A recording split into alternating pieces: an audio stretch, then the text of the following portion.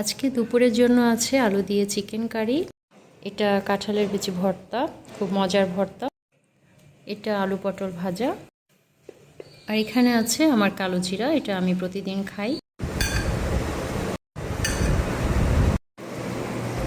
ভর্তা দিয়ে আগে শুরু করছি।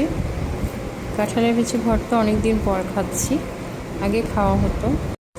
আমি এটা ব্লেন্ডারে করেছি। আমি ম্যাক্সিমাম ভর্তা ব্লেন্ডারেই করি, কারণ পাটায় পিষে ভর্তা করাটা অনেক কষ্টের।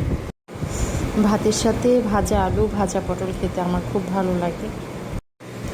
এখন নিচ্ছি মাংসের ঝোল।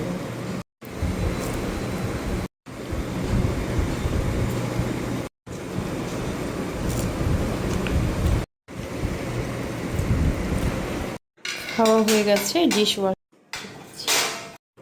টেবিলটা মুছে ফেললাম।